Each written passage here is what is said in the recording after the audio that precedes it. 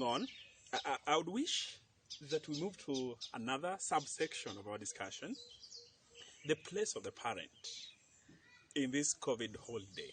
Do you think there is something that the parents could have done or can do so as to help the youths to live right or to be guided right, or the parent has no role at all? Is there a place we can blame some parents, or some advice that we can give parents so that we have our youths living right in good example until maybe the COVID holiday is done? And back to us panelists. Yes, Matilda. I think it's a challenge because somebody like me, my mom goes to work in the morning and comes back in the evening. So she brings food on the table so that to give me a good life.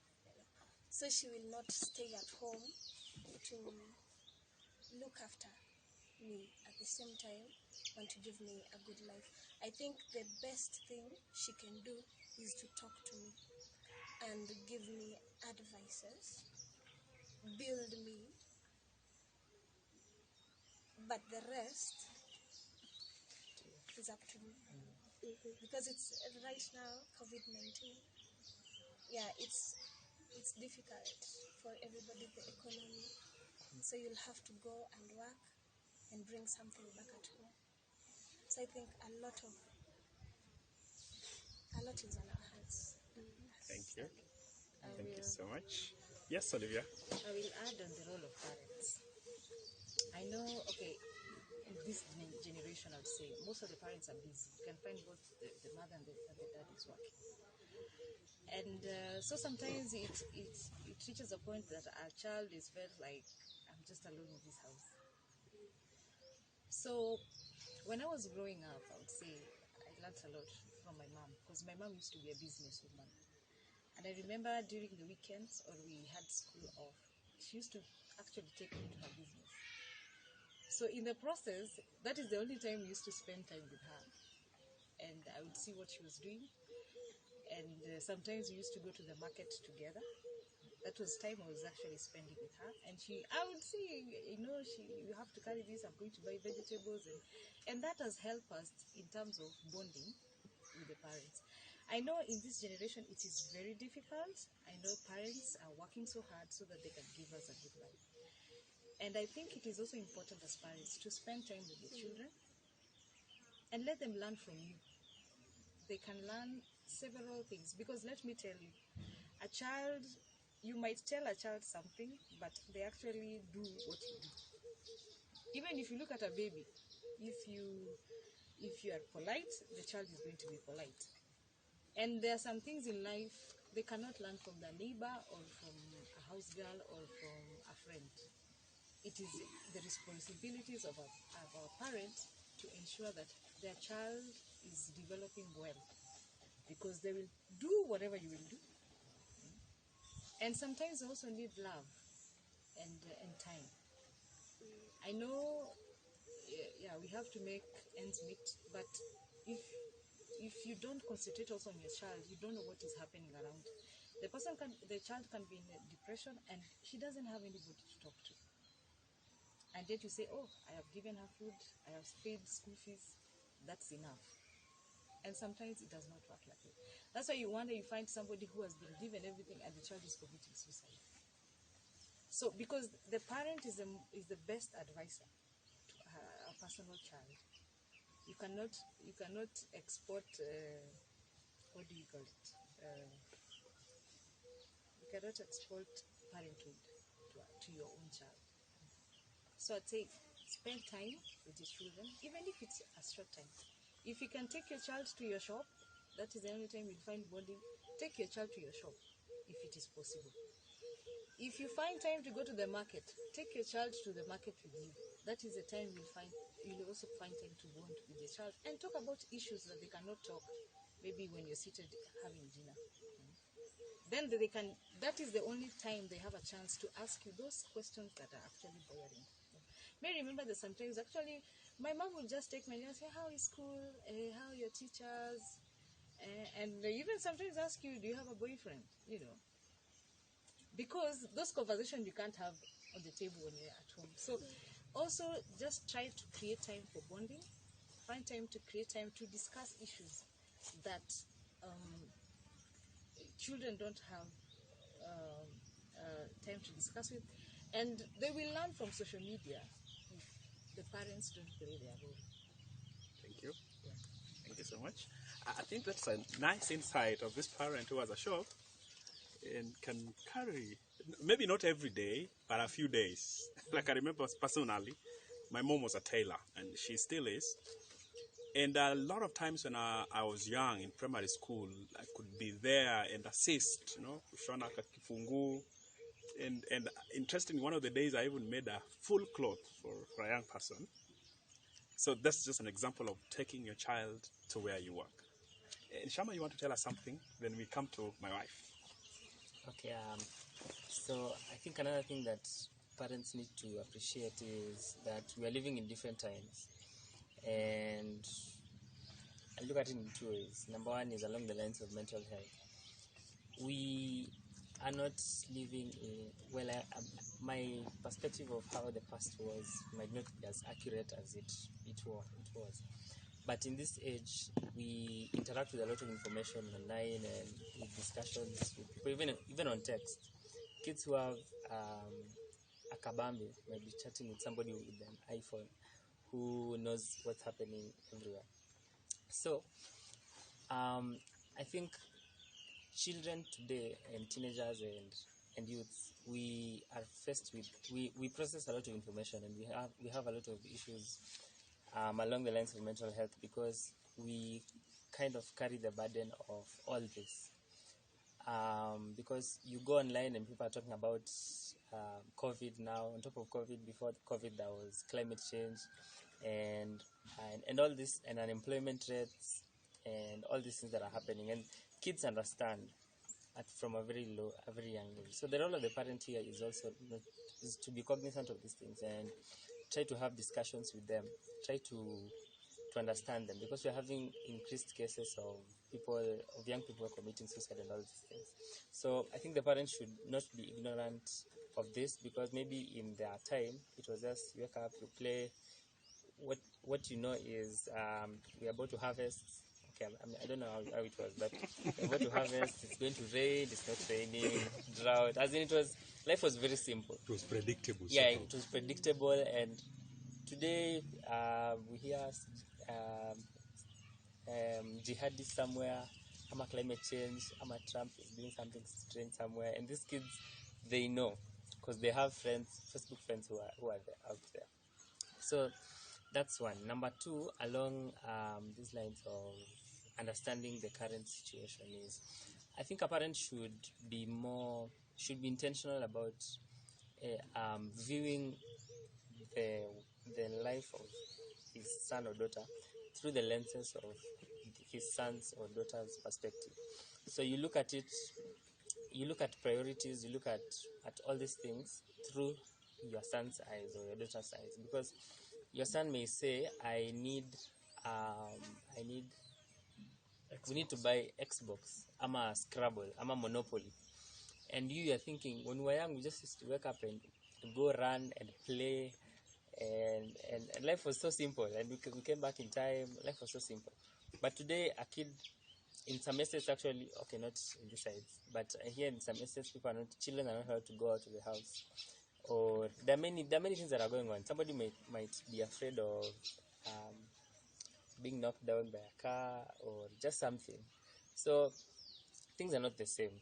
So when your son or daughter asks you for money to enroll for some guitar classes somewhere, maybe he wants to learn how to dance and needs bundles for something, we need to understand these things. We need to look at it through the perspective of this child.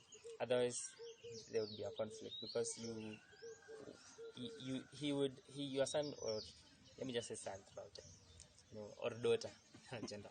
So your daughter may not understand this, and maybe like, if my mom or dad didn't get me when I needed Monopoly, why would he or she understand me when we get into issues of who I'm dating or who I'm spending time with. So I don't need to trust him. He won't understand.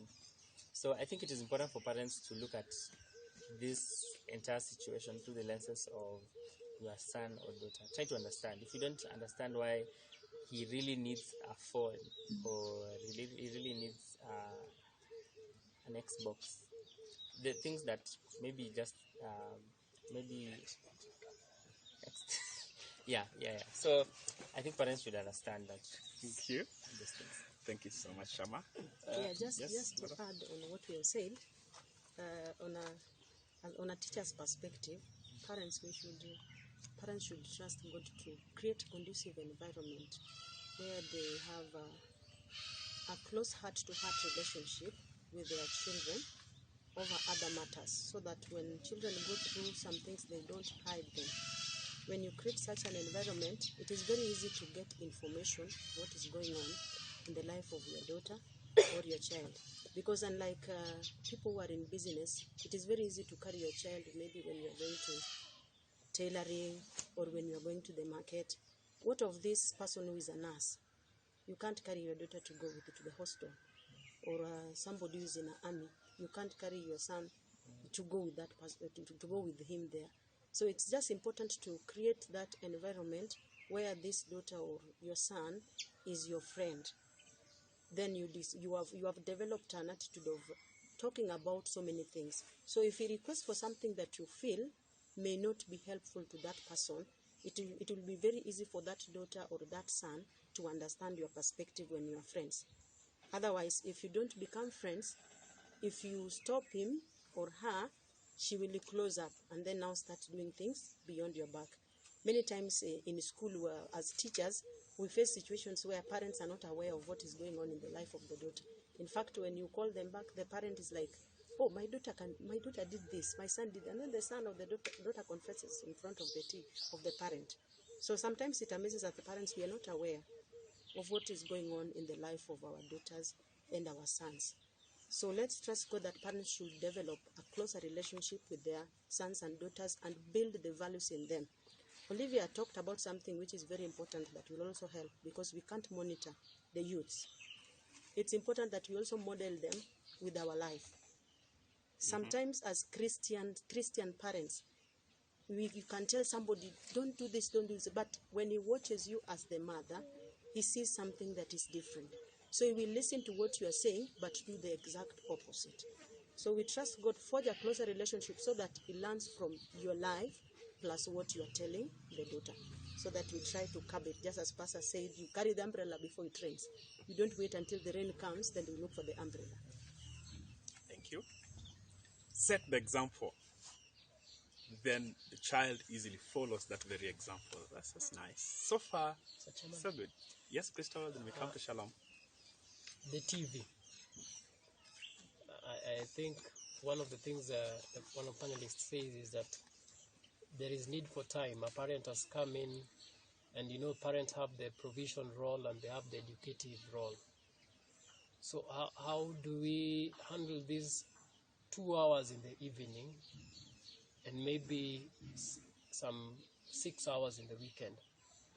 So it's a challenge to find a formula of controlling the TV so that the TV can either be off, people talk, or one of the days it can be off, people talk.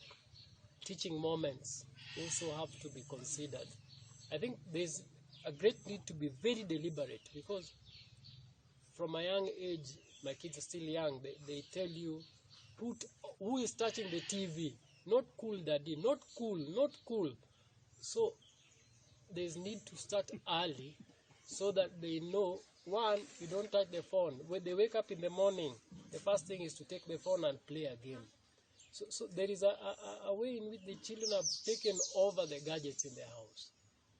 And there's a way that we are afraid, because if you take the phone away from a young child who is 3 years old, she will scream, and we are afraid of screaming.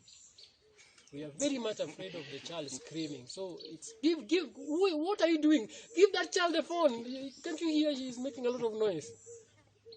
So maybe the generation whose children have already pastor here, who have already gone on ahead, should tell how did they handle these children, because we can't wait until they are young. They are in teenage. When they are still very young, they control the phone, they control the TV, they control the sofa set, they're controlling the food.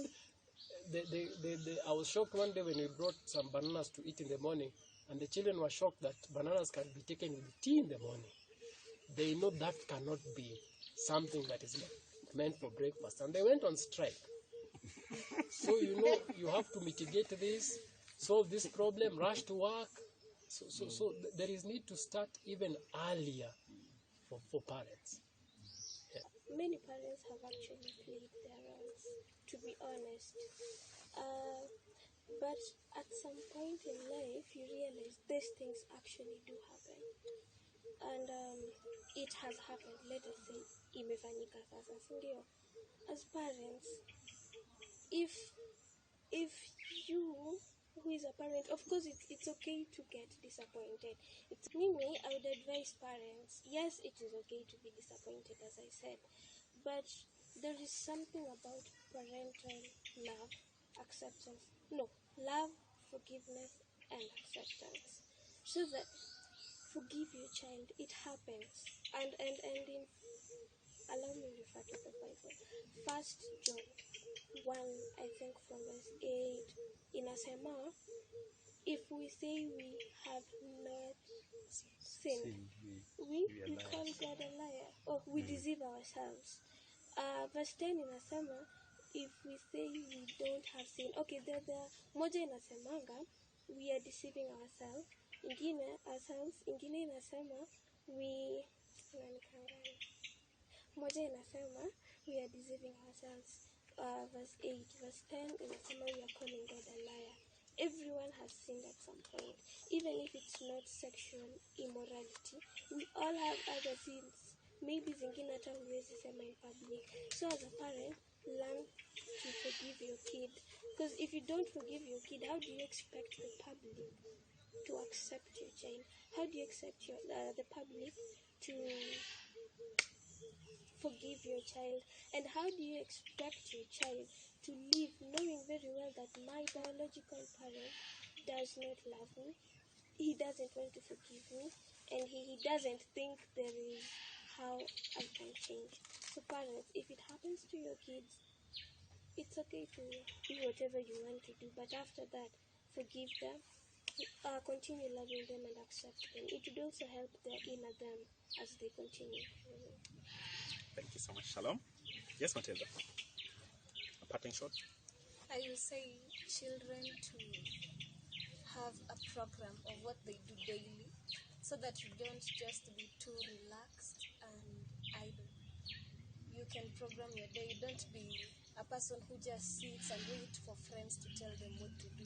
Twende huku, twende huku. If you don't have anything to do, stay at home. You can read, you can watch, and do other things. Don't be idle. Thank you so much.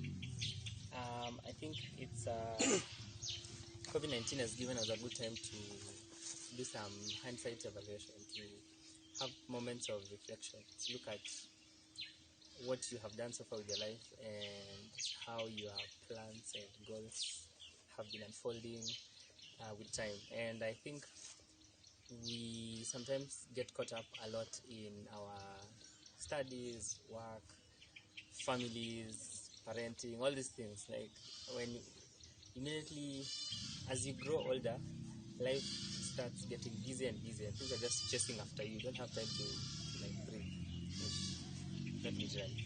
But I think COVID has given us a good time to just pause and look back and look at what we did wrong, have some moments, enjoy good memories, and just evaluate your life. So for everyone, regardless of which stage of your life you are in, 5 years old, 10 years old, 15, 70, just take some time to think about your life before, intentionally, maybe once a week or every day, I don't know.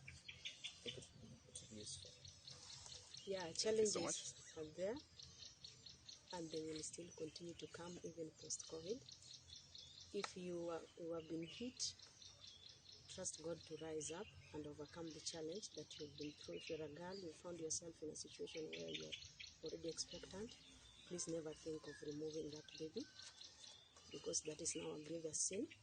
And if you have not found yourself there, take every precaution not to find yourself in such scenarios. We have already given a few solutions from the clip, and we hope that you take and put them into action. The Bible says that blessed are them who hear and do. Those are the ones that get blessings. So listen to the good things that you need to do as a youth to take care of yourself, because youthful life is the most important part of your life, because it determines how you become in the future. God bless you. Thank you so much. I would say this, 1 Corinthians 15:33, wrong company corrupts good morals. So I'll just add that a few times maybe you want to visit a friend, make sure you have good friends, friends whose character is credible. Sometimes your parent warns you that, please, I'm not happy when you are with so and so. Just know that it's for your good. Actually, any kind of advice from your parent is for your good. Just like I had someone say that your obedience is for your own benefit, even more than the person telling you to obey. Yeah, because if I am hurt, the first person who suffers is myself, right? So obey most of the instructions that your parent tells you, and then be friends to good people. Thank you so much. Thank you very much. Challenges are going to be there, but they are not new. We are the ones who are new to these things. The world has been there, and there have been different challenges. There's a king who God told that the eyes of the Lord is roaming to and fro in the land to strengthen those whose hearts are committed to them. That God will come out strongly if your heart has decided to follow Him, to walk in obedience, to take the highway of righteousness.